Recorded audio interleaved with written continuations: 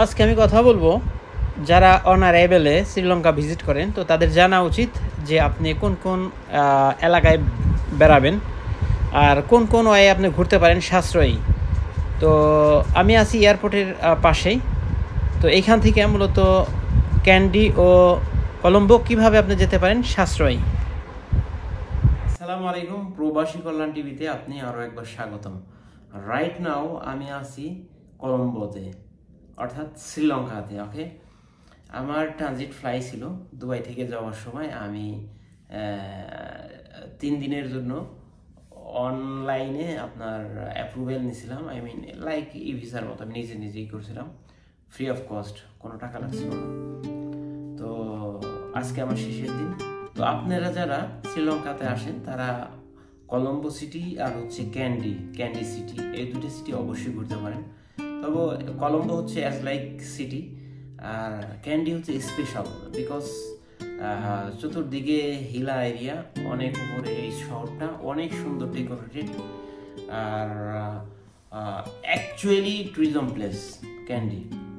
তো যাওয়ার ব্যবস্থা হচ্ছে, আমি ছিলাম এয়ারপোর্টের পাশেই, অর্থাৎ এয়ারপোর্ট থেকে অনলি 5 মিনিটস ডিস্টেন্স, বাইকে 2.7 কিলোমিটার্স এখান থেকে। তো এই জন্য আমি এখান থেকে ভালো কোনো বাস পাইনি, এসি কোনো বাস ছিল না। তো এখানকার যে লোকাল বাস ছিল ওটাতেই গেছিলাম। তো আমি যতটুকু জানছি এখান থেকে 110-20 কিলোমিটারের মতো, বাট ডিউরেশন টাইম হচ্ছে 3.5 থেকে 4 ঘন্টা। তো তারপরেও আলহামদুলিল্লাহ ভালোই লাগছে জার্নিটা, লোকাল লোকের সাথে গ্যাদার্ড করে, একেবারে ইন্ডিয়ার মতো, ওই ইন্ডিয়ার টেনিস যেরকম গ্যাদারিং হয় এরকম। আর যদি আপনি কলম্বোতে থাকেন তাহলে কলম্বো থেকে আপনার ভালো যাওয়ার ব্যবস্থা আছে, আপনি বাই ট্রেনে যেতে পারেন। এসি হচ্ছে 1000 রুপি, আর নন এসি হচ্ছে জেনারেল হচ্ছে 500 রুপি। তো আমি এখান থেকে গেছি কারণ আমার কলম্বো অনেক দূর হয়ে যায়, প্লাস এখান থেকে আমাকে যাইতে হলে আবার 150-200 রুপি সময় খরচ করে সেই কলম্বো যেয়ে তারপর এখান থেকে ট্রেনে যেতে হয়। এই জন্য আমি এখান থেকেই গেছি। তো আপনারা চেষ্টা করবেন শ্রীলঙ্কাতে আসলে হয় কলম্বো সিটি, আদারওয়াইজ এয়ারপোর্টের আশেপাশে যেখানে আছে এয়ারপোর্ট সিটি, এর মধ্যে থাকার জন্য। আমরা এখন আসি হচ্ছে নিগামপুরা বাস স্ট্যান্ডে, অর্থাৎ এয়ারপোর্ট সিটির যে বাস স্ট্যান্ড এটায়। তো এই পর্যন্ত আমাদের হোটেল থেকে আসতে লাগছে 200 রুপি, আর এখান থেকে ক্যান্ডি যাইতে আমাদের পার হেড লাগছে 370 রুপি। আর আমাদের টোটাল সময় লাগছে হচ্ছে 3.5 থেকে 4 ঘন্টার মতো।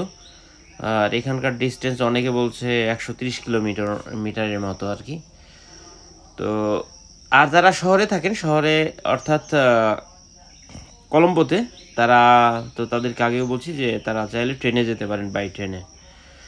তো আমাদের এখান থেকে ট্রেনের ব্যবস্থা নেই, এই জন্য আমরা বাসে গেছি। আমার সাথে আমার আরেক ভাই পাকিস্তানি ওয়াকার ভাই ছিল, তো আমরা দুজনেই এখান থেকে গেছি আর কি।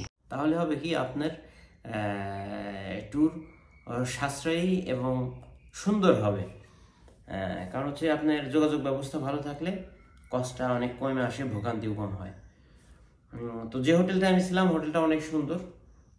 আমার অলমোস্ট 2 দিনের বেশি, 2 দিনের মতো আপনি ক্যালকুলেট করতে পারেন। আমার ফিক অ্যান্ড অফ হোটেলে ভালো রুম থাকার ব্যবস্থা ছিল। তো সব মিলে আমার $40 হয়েছে, ওদের সাথে ডিট হয়েছিল। আর এটার মধ্যেই আমার হয়ে গেছে। তো যাই হোক, এখন বের হইতে হবে, হাতে সময় নাই।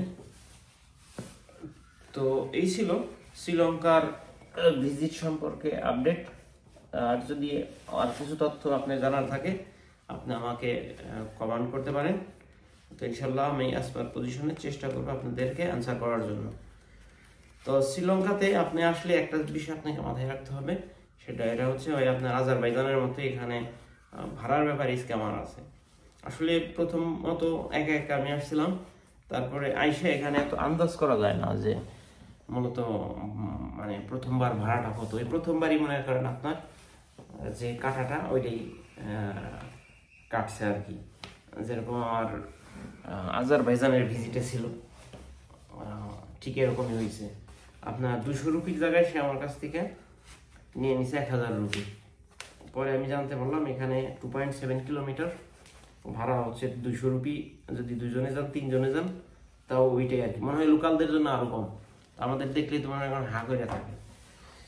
তো যাই হোক, সব মিলিয়ে এটা তো ভিজিট করতে গেলে এরকম অনেক সিচুয়েশনই হয়।